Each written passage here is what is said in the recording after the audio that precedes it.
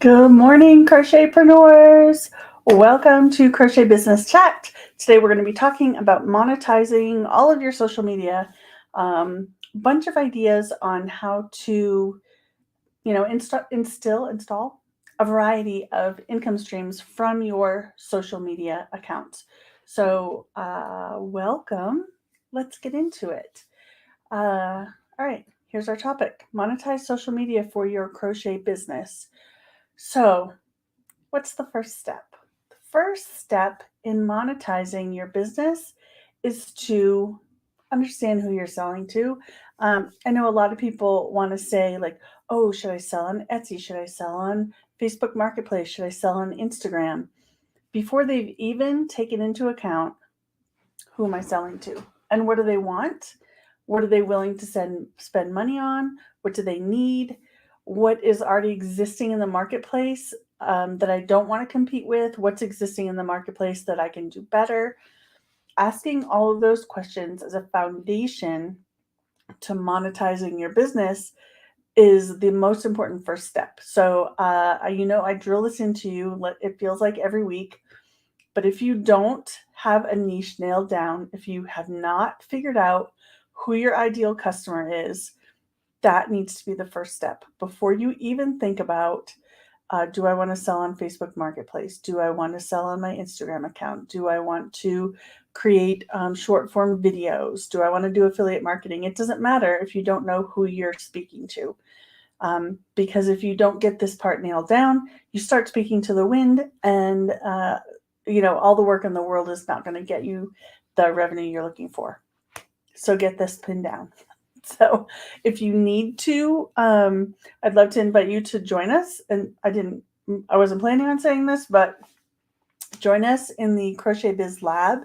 It's our low cost $7 a month membership where we have an entire phase of the program talking about figuring out your ideal customer and how to speak to them. So if you don't have this nailed down, I really encourage you, put the link in the description of this video on YouTube. I'll also put it in the show notes on the podcast and on the blog post. So I think that would be really helpful if you don't have this pinned down. All right. So that's step number one. Step number two is to build a strong presence on social media. Okay, so you figured out your niche, you figured out your target customer, you've built a product line even. You figured out what they want, how you can serve them. You know what they're going to want to spend their money on. You need to start building that know, like, and trust factor.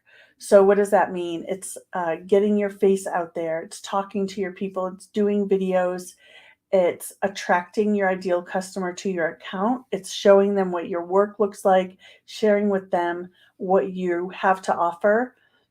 Even before you start asking for sales, it's about attracting that ideal customer to your page. All right. So once you start growing a little bit, and in the age of reels, it's not as difficult as it used to be to grow on social media, especially on Instagram or TikTok, which I'm not going to talk a lot about TikTok today because I don't use it enough to give you like educated information about that. But it's easier to grow a social media account now more than ever because of the potential of virality with Instagram Reels and YouTube short form video. So if you're not already making short form content, I really want you to dive into that world because that's where you're going to get seen and you're going to start attracting the people who want to hear from you more. So that's step number two. Step number one, figure out who you're talking to, create products they want to buy, build your social media, your engagement. So share content, right? Valuable content. If you need to share from your Etsy shop and share things that you've made, that's fine. But we're not like doubling down on the monetization yet. We're just kind of sharing like, hey, this is what I made. But also here's some other valuable content. Here's some like tutorials. Here's some product care information. Here's some tips on how to crochet better, depending on who your ideal customer is. All right. And then we're growing your audience, right? Then finally, and then there's no magic number here. There's as you start gaining engagement, and you're no longer just talking to one person. You're no longer just talking to your mom and your best friend, right? You actually have a following who's engaged, who repeatedly come back and engage with your content, who comment on your posts, who share your posts, who save your posts. When that happens, you're ready to start monetizing.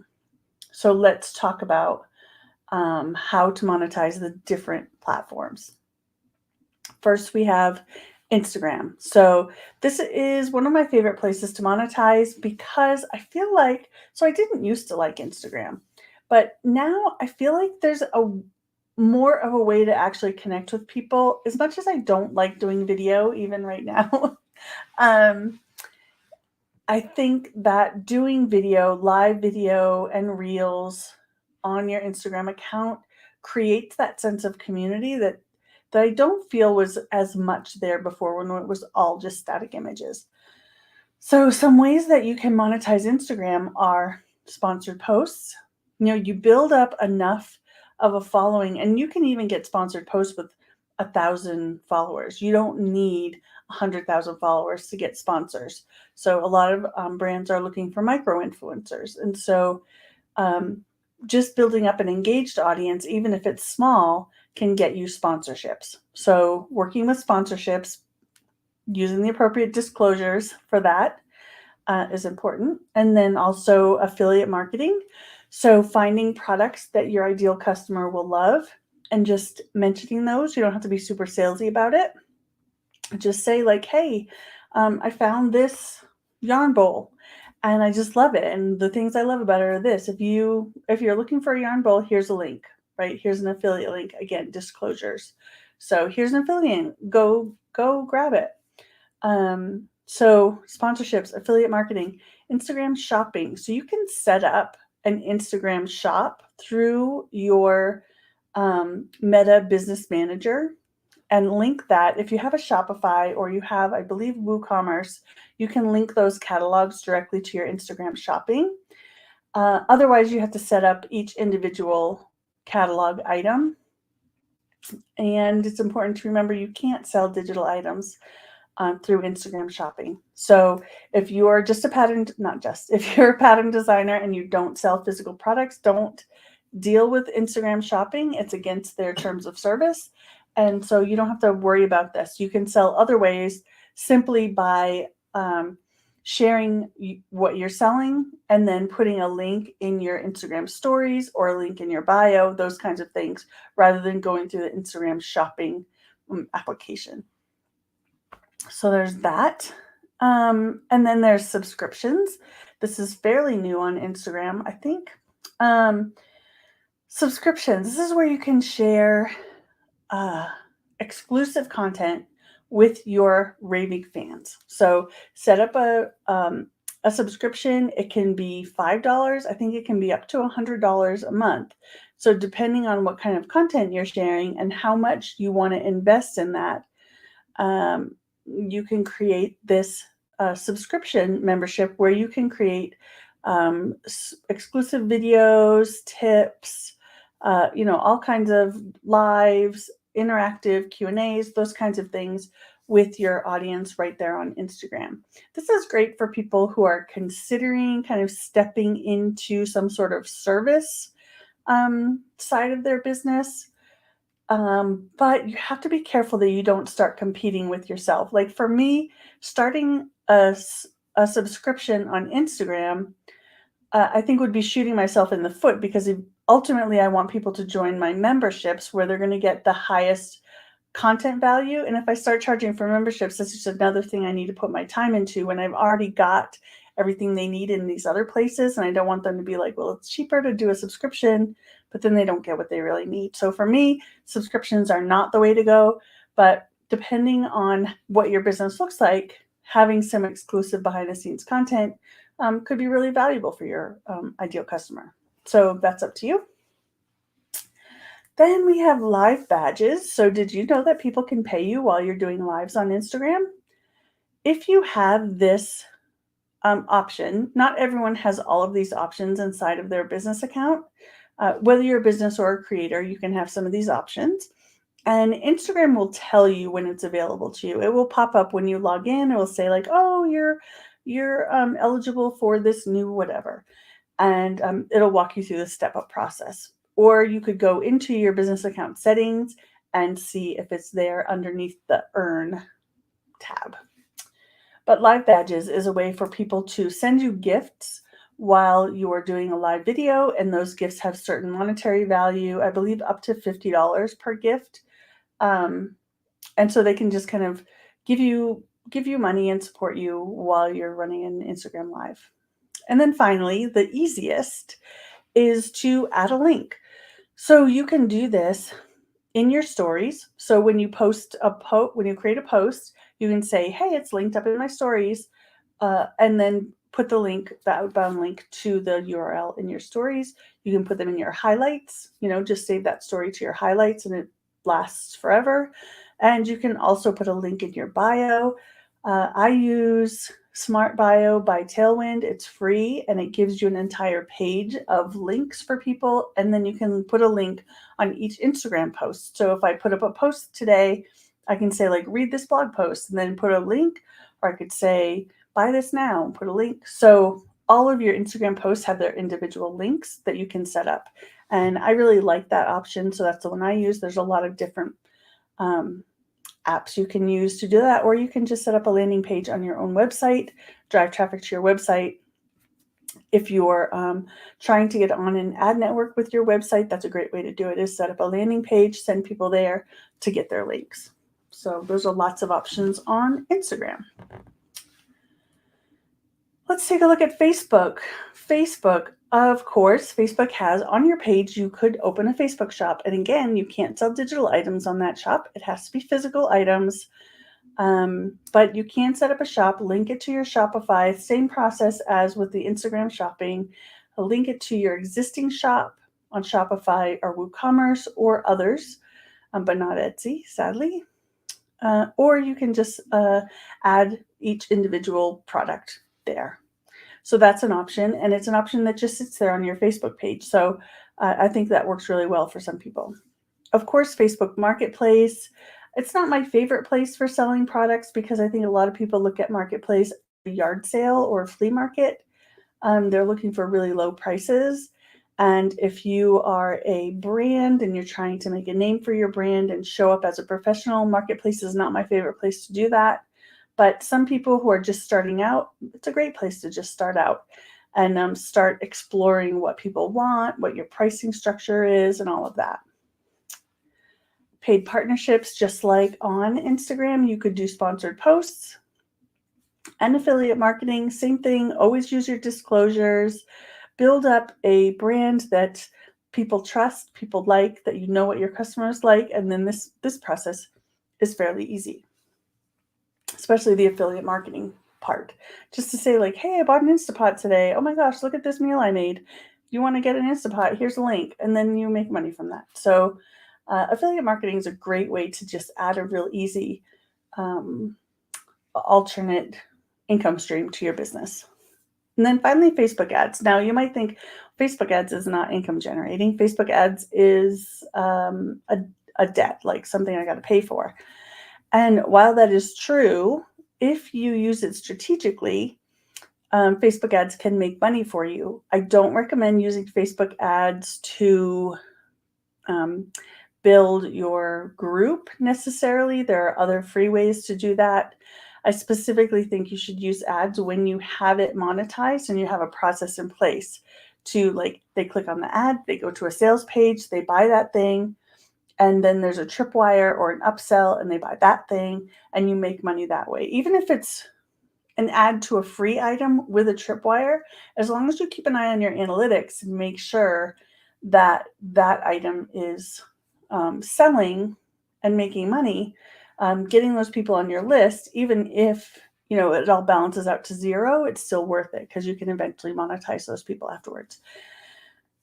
I'm talking really fast. If you don't know what a tripwire is, a tripwire is basically when someone purchases something or someone signs up for something, instead of going to a traditional thank you page, it will take them to an additional page that says, hey, thank you for subscribing.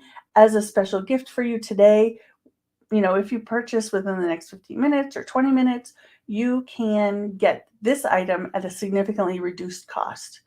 And so, you offer them this item, hopefully they'll make a purchase, and you get them on that path to being a customer for your business rather than just simply a subscriber. So that's what a tripwire is.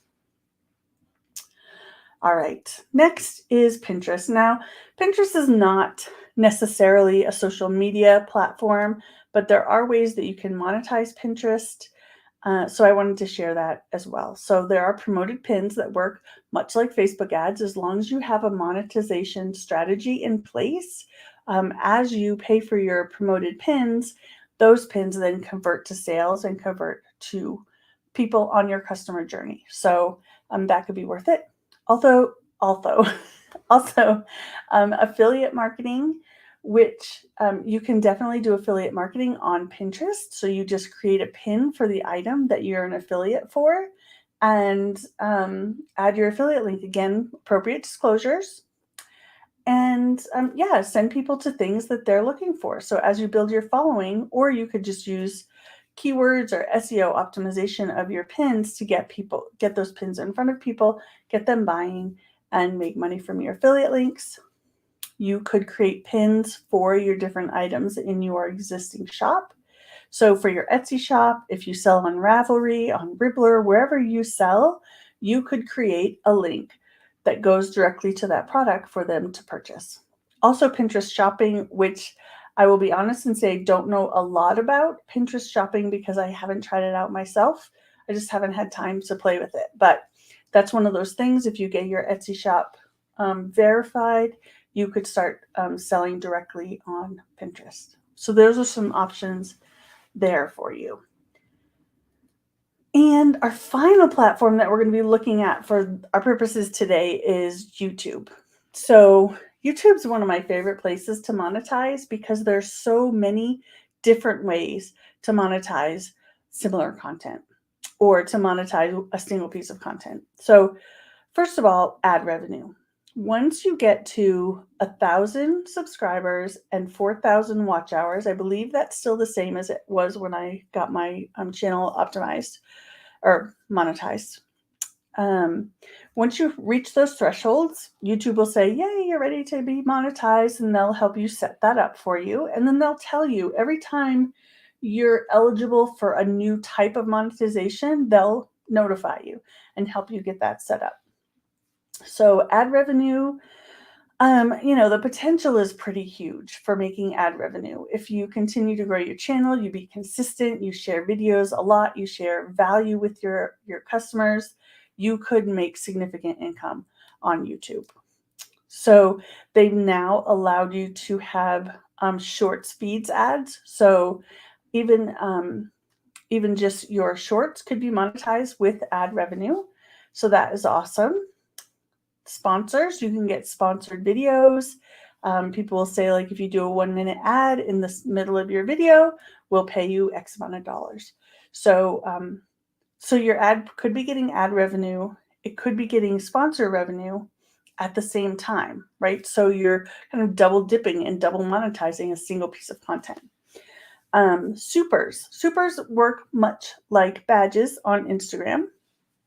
So these are ways for people to send you gifts or send you money while you're doing a live.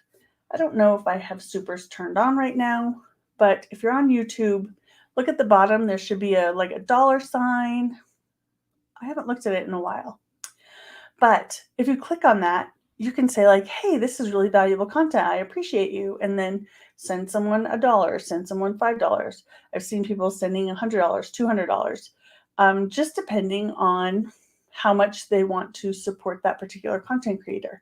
So if you create train your audience to use that option, I know Little John's Yarn is really great at this. She does her Saturday live videos, and people are just throwing money at her, and she makes several $100s every Saturday just from doing a live video. So if you want to throw me some money, go ahead. but that's not why I'm doing this. And yeah, so I have that feature on my account. I've never used it like specifically.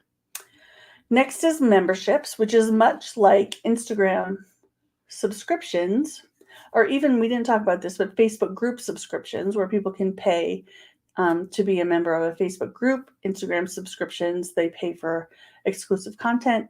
Same with YouTube memberships. So people could sign up for different levels of memberships, kind of like a Patreon, where you offer different content for different levels of membership. So you can choose, do I want to set up 1 level, 3 levels, however you want to do it, and each level would have a different cost and different benefits. So that's a great way to start basically having a membership without having to set up, a separate content container, right? So you could just have your membership right inside YouTube. Next is YouTube Shopping. So YouTube Shopping is where you can set up a shop right on your YouTube account, and right beneath your videos, there'll be a little bar, or they call it a shelf, YouTube Shelf, where you can sell your merchandise. It could be print on demand, but it doesn't have to be. And there are lots of different kind of approved places where you could sell. And I put in the blog post for this video, I put some of those. I know, oh gosh, I can't even, Spring is one of them. And then spread something, sorry. Anyway, you could set up your shopping that way, or you could host on another platform and link that to your shop. So there's different ways of doing it. And finally, product links and sales. So you could link products either in your video, if you have that capability to say like, hey, purchase it right here, and then just leave a button, or you could put it down in your description. That's the way that I usually do it. I say like, hey, we have our holiday prep workshop coming up. There's a link down below. Hey, we have, I don't know, there's a craft fair bundle that launched today. Links down below. Join the Crochet Biz Lab. Links down below, right? So you put all your links in your description. People can easily find it, and it lives there long term for people to access and purchase your stuff. So those are some options for monetizing, and really including a variety of strategies will help you reach more people and make more sales. So all you have to do is be you, figure out who your ideal customer is, what they want, and how you're going to serve them, so you can build your presence, build your reputation, and then use SEO strategies to get those things found so that you can increase your profits. So those are my thoughts on monetization. I'm going to pop in and see if you have any questions. And whoa, there's lots of stuff in the chat. Okay. Good morning. Good morning. So happy to see you all. Let's see. Sorry, I'm just reading to see if there's any questions. Will this live be saved? Yes, it will be available on YouTube long term. So you can just come back to YouTube and watch it anytime you like. You can earn stars after attaining 1,000 followers.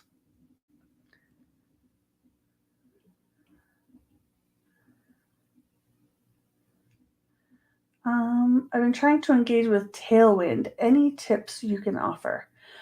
So Tailwind is a scheduling app. So I use Tailwind to schedule my Pinterest. You can also use it to schedule Instagram posts. I prefer to use Metricool or Meta Business Manager for my Instagram post scheduling. But Tailwind, joining communities and supporting the community and letting them support you is always good. But a lot of those communities don't allow you to put monetized posts in there. So just read the rules of the different communities. But otherwise, create all of these like affiliate linked pins, create pins to your Etsy shop or your other shops, and schedule those out in Tailwind, and then you don't have to worry about it, which is always a great idea. So that's different ways you can use Tailwind. But Tailwind is not its own kind of social media platform. It's a scheduling tool. Will it work with website builders like GoDaddy? I'm not sure what it means. Do you mean YouTube shopping? I'm not sure. But I don't think so. I don't think it works with GoDaddy.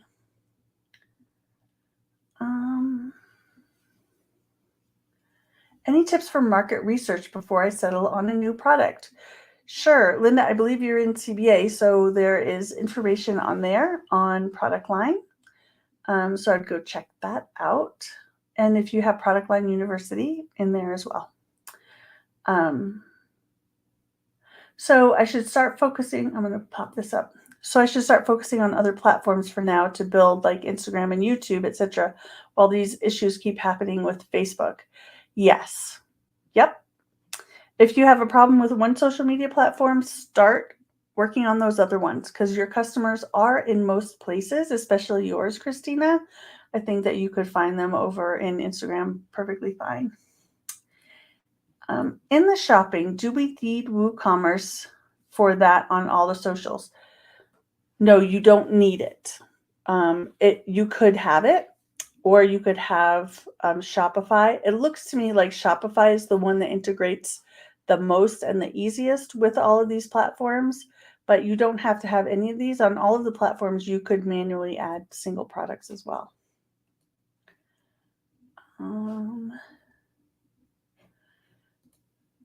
Can YouTube product links be both my own products and affiliate ones? Apologies if I missed something. I'm cooking. YouTube product links. So if you're linking in your description, you can link whatever you want. Just if it's an affiliate, be sure to disclose that. But you can link whatever you want in your description. They don't, I mean, as long as it's not like firearms and drugs and those words that we're not allowed to say on Instagram, on YouTube. So if it's your patterns and if it's affiliate links to, things that aren't banned, then yeah, you're all good. And finally, on the platforms, do they take a percentage of your sales like Etsy? Just the payment part they would take a percentage, I believe. That's a good question. I didn't really look into that, but I don't believe they take a percentage of your sales. But I don't care about Etsy fees. So if you price your products right, Etsy fees don't matter. So keep that in mind. All right. I think that's it. Okay, I'm going to let you all go. I hope you have a wonderful Monday and a wonderful week. And we'll get this posted up on the podcast. And I will be back next week when we start talking about content pillars and content themes. All right. So join us next week and we'll continue the series on how to build your social media for your crochet business. All right. Have a wonderful week, everyone. Bye.